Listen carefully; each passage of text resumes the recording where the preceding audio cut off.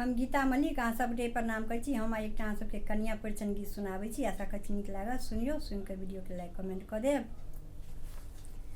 आई कन्या ससुर जी के द्वारे लैया, आई कन्या ससुर जी के द्वारे लैया, चलू परिछन कराय के हकार लैया, चलू परिछन कराय के हकार लैया, आई कन्या ससुर जी के द्वारे लैया, आई कन्या ससुर जी के द्वारे लैया, चलू परिछन कराय के हकार लैया, चलू परिछन कराय के हकार लैया, मांग सिंदूर भरल हाथ में लहठी, सारी दूरन मनिया पर लाल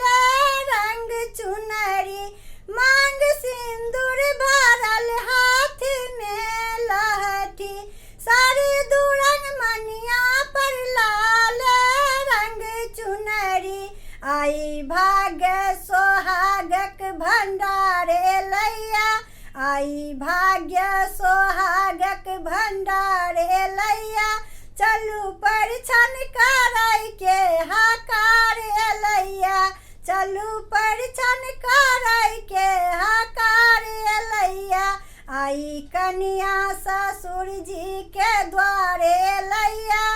आई कन्या ससुर जी के द्वारे लैया,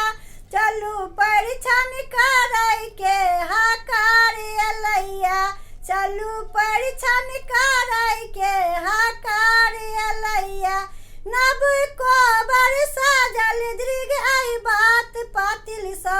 जना सीता बनल राम के साचे सा, नव कोबर साजल दृग आई बात पातिल सा,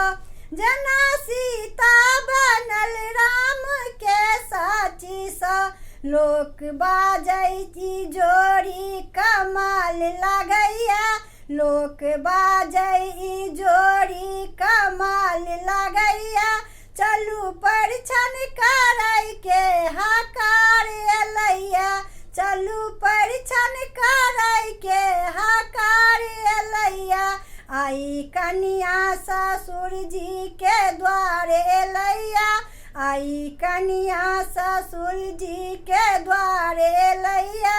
चलू परिछन कराय के हकार लैया, चलू परिछन कराय के हकार लैया, चलू परिछन कराय के